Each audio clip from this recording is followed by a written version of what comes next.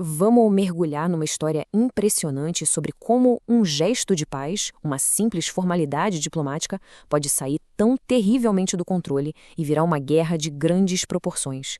É uma análise de como a paranoia e o orgulho acabaram redesenhando o mapa do poder de uma região inteira.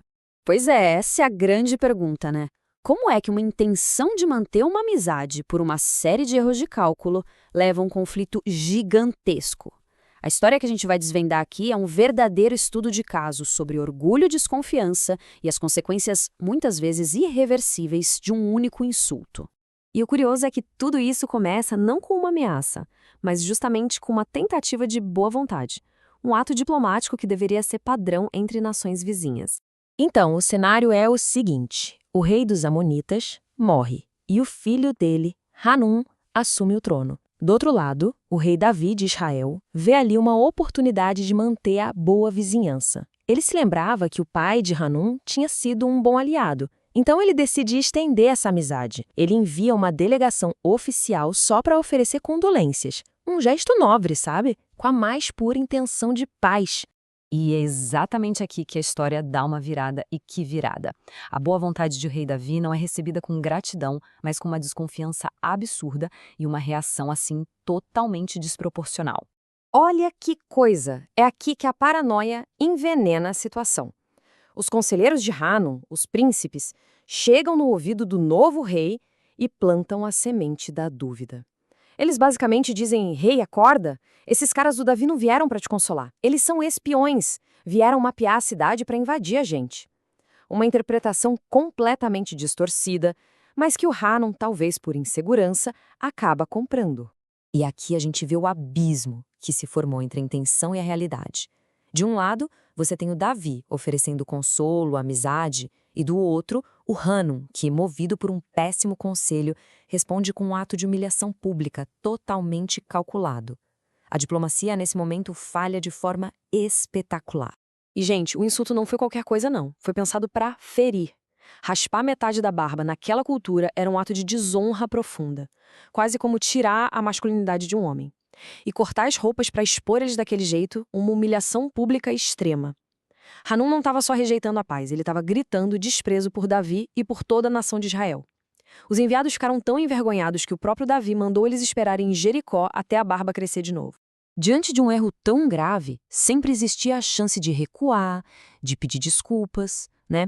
Mas os amonitas escolheram o caminho contrário.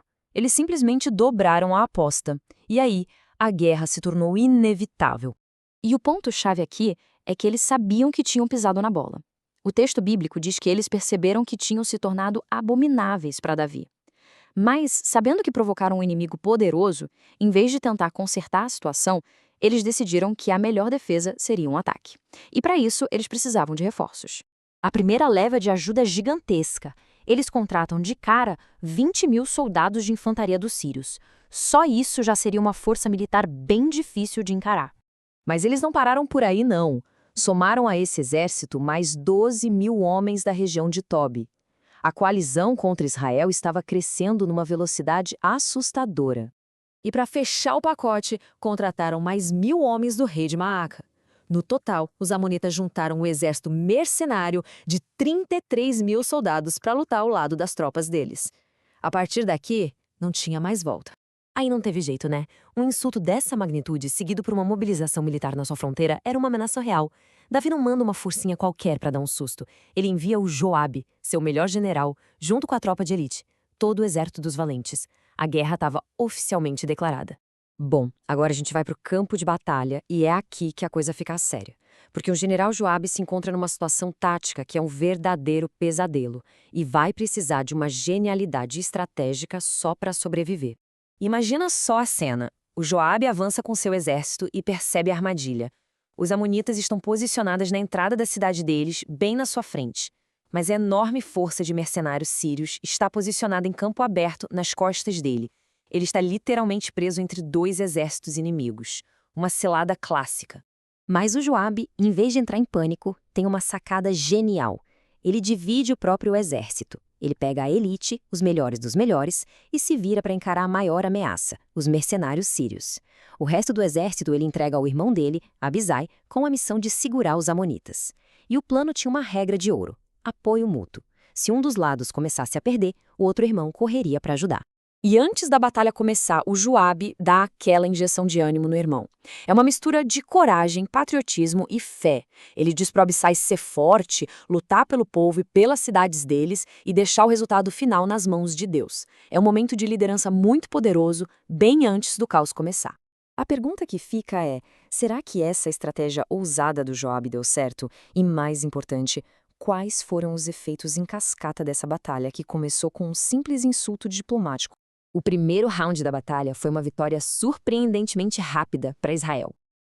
Quando Joabe avançou contra os sírios, eles simplesmente fugiram, sem nem lutar.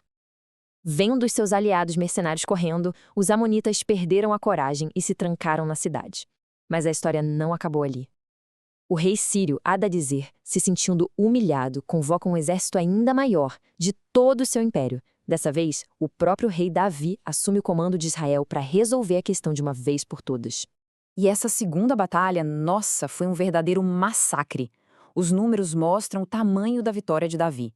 Israel destruiu 700 carros de guerra e derrotou 40.000 cavaleiros sírios. Para completar, o comandante do exército sírio, Sobaque, foi morto em combate. Foi uma derrota esmagadora, decisiva. E aqui a gente vê as consequências ao longo prazo. O poder dos sírios na região foi completamente quebrado. Todos aqueles reinos que antes eram leais ao rei sírio mudaram de lado, fizeram as pazes com Israel e se tornaram seus súditos. E o mais importante, o texto diz que os sírios temeram ajudar os amonitas de novo. Os amonitas, que começaram tudo, acabaram completamente isolados. O equilíbrio de poder na região mudou para sempre. No fim das contas, o que começou como uma simples missão de condolências terminou num conflito que redefiniu fronteiras e alianças. É um lembrete atemporal de como a paranoia pode transformar amigos em inimigos e como recusa em admitir um erro pode levar a uma catástrofe muito maior. Uma lição sobre escalada de conflitos que, sinceramente, continua muito relevante até hoje.